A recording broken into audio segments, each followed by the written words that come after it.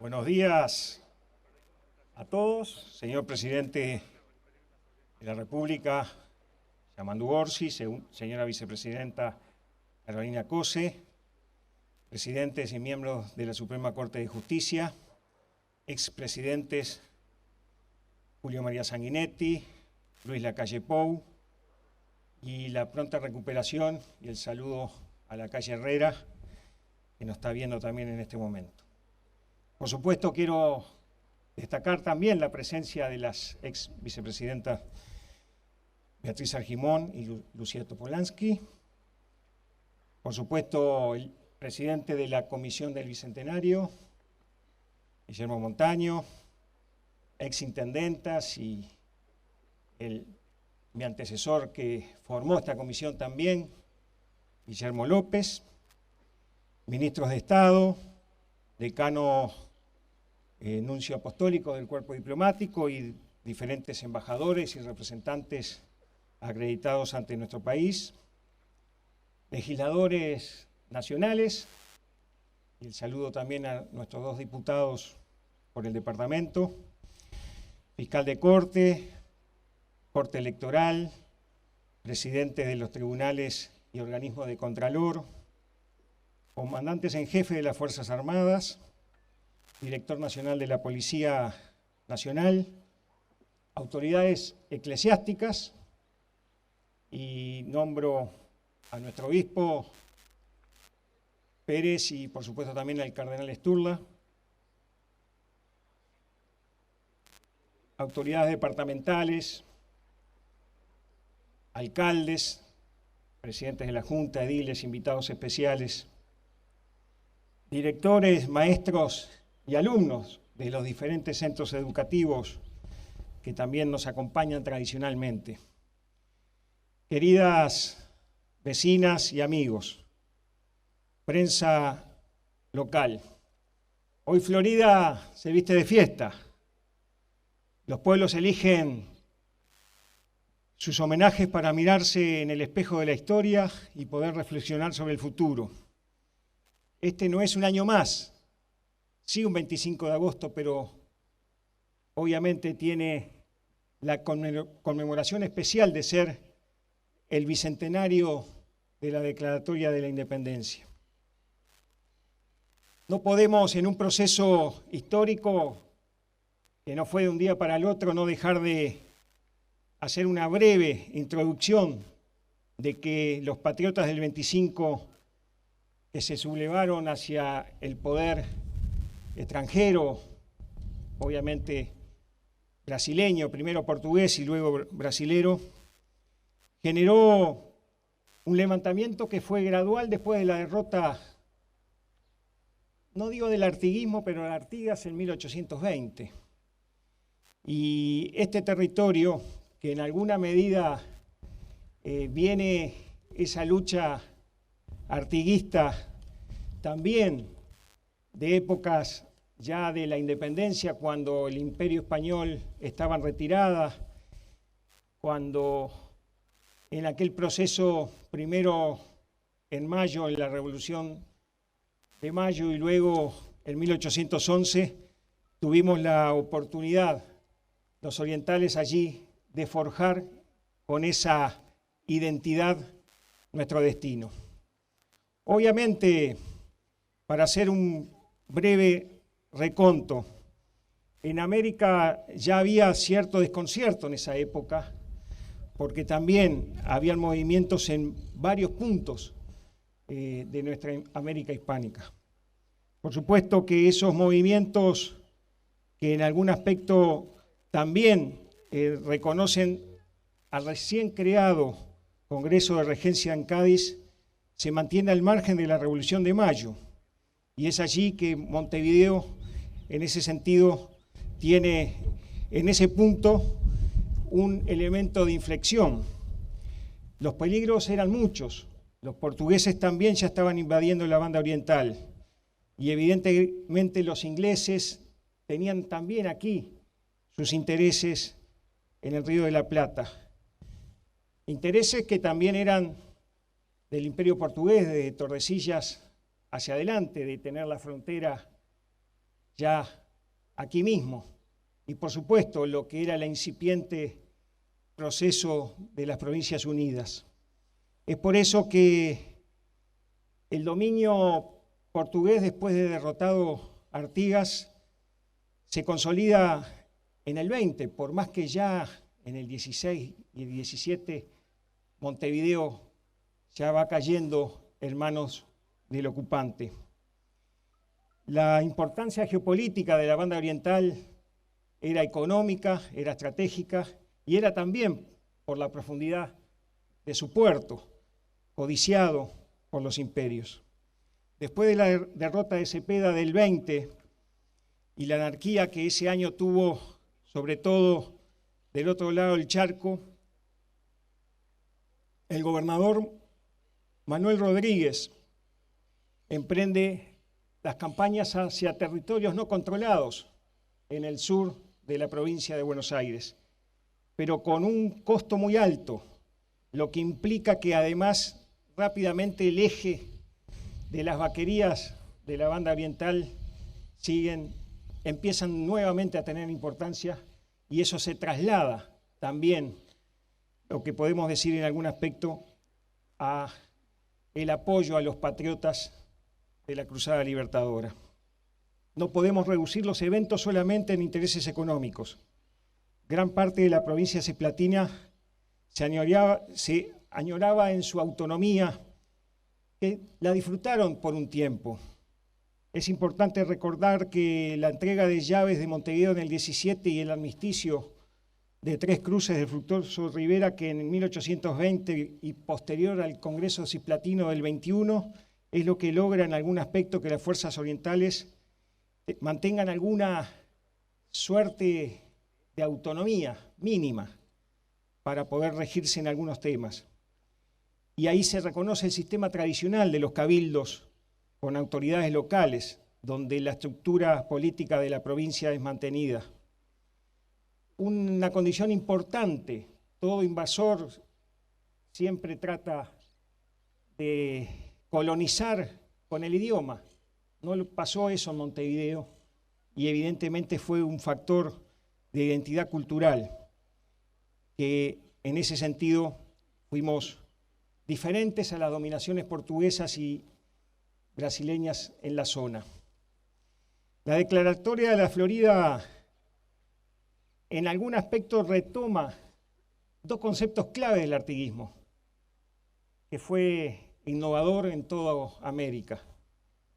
El concepto de la tenencia de la tierra y el reparto de tierras, y el otro concepto que era muy caro para los imperios, sobre todo el brasileño y que venía del imperio portugués, era la libertad de vientres. Por no olvidar que estos imperios se forjaron fundamentalmente en base a la esclavitud y que acá ya, desde el artiguismo en adelante, en ese aspecto es clara la postura en contra de nuestros principales referentes históricos de la época. Evidentemente, en la Piedra Alta, aquí mismo, fue parte de una declaración donde estuvieron muchos pueblos. Los pueblos representados por la Robla, Nuestra Señora de Guadalupe, Luis Eduardo Pérez por San José, Juan José Vázquez, Villa Salvador de Soriano, por ahí anda el intendente que también lo saludamos, Joaquín Suárez por esta villa de la Florida, Manuel Calleros por Nuestra Señora de los Remedios de Rocha, Juan de León por la villa de San Pedro, Durazno, también saludamos al intendente, Carlos Anaya por la ciudad de Maldonado, Simón del Pino por San Bautista de Santa Lucía, Atanasio Lapido por Nuestra Señora del Rosario, Santiago Sierra por San Isidro de las Piedras, José Tomás Núñez por el pueblo de Las Vacas Carmelo, Gabriel Antonio Pereira por la Villa Inmaculada Concepción de Pando, Mateo Lázaro Cortés por la Villa de la Concepción de Minas, e Ignacio Barrios por el pueblo de Víboras, que es el único que existe en la actualidad ubicado en el departamento de Colonia. Así que este proceso que se dio con las tres leyes fundamentales la del pabellón que hereda los colores de la bandera artiguista, la de independencia de los poderes extranjeros, pero la de unión en clave federal o confederal, como le gustaba a Artigas en el Río de la Plata. Por eso yo creo que los debates que se dieron muy ricos, de grandes figuras en el Parlamento, que quedó inconcluso, debates que hablaban cuál era la fecha de la independencia, y la Cámara de Diputados hablaba de este 25 y la Cámara de Senadores se plegaba más por los hechos entre el 28 y 1930, quedó inconcluso. Y yo creo que no hay que volver a esos debates, porque la independencia fue un proceso donde en algún aspecto la sinergia de los pueblos, de esta zona, de este centro de gravedad que fue la fuerza que tuvo la revolución, fue importante. Y creo que en ese proceso largo de intereses cruzados, creo que no hay que quedar en el pasado, sino ver que fue la forja del oriental, de la identidad, este hecho, este hito de hace 200 años, pero que se consolidó con Rincón, con la batalla del Sarandí, y que después, por supuesto, en una confusión que había en la región, se fue formando hacia lo que fue después el Uruguay como tal, con nuestra Constitución. Que evidentemente, en ese sentido, lo importante es que hoy seguimos bregando por esa libertad tan importante en este país, que este señor puede venir a gritar acá y lo dejamos tranquilo. Esa libertad que forjaron, obviamente, nuestros libertadores, pero que hoy esa libertad, esa independencia, que nunca es totalmente pura, se sigue en algún aspecto teniendo sobre la mesa. Una independencia para que genere más desarrollo nuestros pueblos del interior, sin entrar en dicotomías con Montevideo, para que tampoco se me enoje el intendente que también anda por acá. Pero evidentemente algunas cifras hay que tener para ver el contexto del desarrollo de nuestro país. En 1835, después de 10 años de la declaratoria de la independencia, la población urbana era 35.000 personas, 92.000 era la población rural. En 1908, ya con un componente de inmigración importante de Europa, de italianos, españoles, etc., Uruguay ya tiene, Montevideo, 291.000 habitantes y 751.000 hay en el interior. 50% población rural, 50% población urbana. En 1975, 90% la urbana y 10% la rural. Y hoy estamos en 96% prácticamente la población urbana y un 4 y monedas la población rural. Esto implica que hay que analizarlo en clave país. Esto implica que hay una luz más que de alerta en un país agropecuario, sí que tenga servicios, sí que el turismo, sí que las tecnologías, pero en un país netamente con su ADN, desde aquella época de Hernandarias que nos dejó las buenas vacas, hasta hoy, ese ADN productivo, lechero, de granos, de la producción más diversa que hay en todos nuestros departamentos, evidentemente hay que estudiar este descenso hoy en día. El problema de la demografía, el problema de la baja natalidad, de la población que hoy le falta, obviamente, al Uruguay para generar más consumo y más desarrollo y más equidad, creo que es un tema de agenda de Estado. Como lo es que la energía también en el interior sea más barata. En los lugares donde hay que erradicar inversión para que haya empleo, y acá hoy estamos con algunas dificultades. Vaya, si es importante. El otro día hablábamos en una reunión con los intendentes del presidente, ¿por qué no generar acciones rápidas con el canciller, con la gente?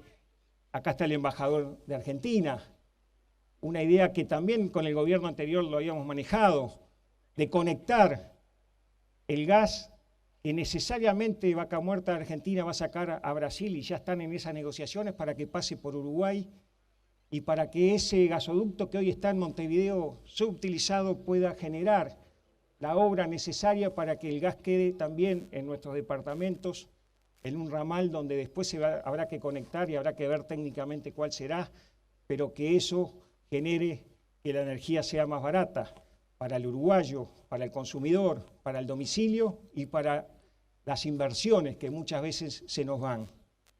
Creo que en ese sentido geopolítico es también estar pensando como pensaron aquellos patriotas. Yo creo que también en momentos donde se habla de colonización, del acceso a la tierra, yo diría, ¿por qué no se genera rápidamente un estudio para poder tener las decenas de miles de hectáreas que tiene los entes autónomos, Ministerio de Defensa, del cual también le agradecemos hoy el refuerzo importantísimo que vamos a tener en el desfile? Pero hoy hay una cantidad de tierra improductiva que es del gobierno de turno para administrar, que es del Estado, mejor dicho, y que ahí hay también recursos para explotar. Creo que hoy por hoy tenemos que agradecer porque en esta Florida, que fue la declaratoria de la independencia en su momento, hoy estamos combatiendo la desigualdad, tratando de ser más justos. Y parte de esa justicia es que la gente de campaña, del interior, que va a una escuela rural, tenga mejor caminería. Y estamos en emergencia vial en muchas zonas del departamento, como en todo el país. Y yo creo que en algún aspecto ese tema, ¿cómo se puede saldar o salvar en parte? Ya no es solamente un tema de las intendencias. Si fuimos capaces el Estado de facilitarle un sinnúmero de medidas para la inversión forestal, ¿por qué no vemos también que para que cierre el círculo el Estado tiene que asegurar que la caminería donde pasan esas 50.000 toneladas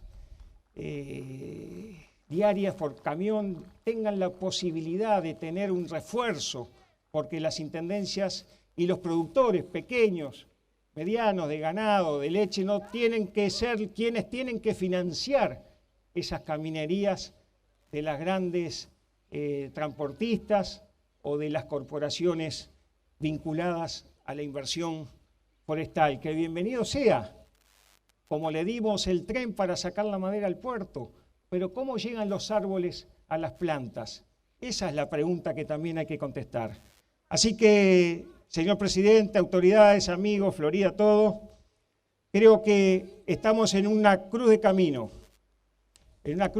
importante para poder salir y avanzar hacia un desarrollo integral, sin falsas dicotomías, cumpliendo con aquellos libertadores, cumpliendo con el designio artiguista.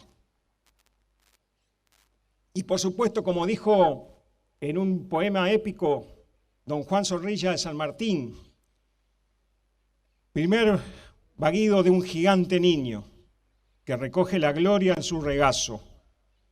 Y aquel grito sonó de la Florida en los fragosos campos, rodeada de bravos redentores. Arde la inmensa hoguera. ¡Viva la patria oriental!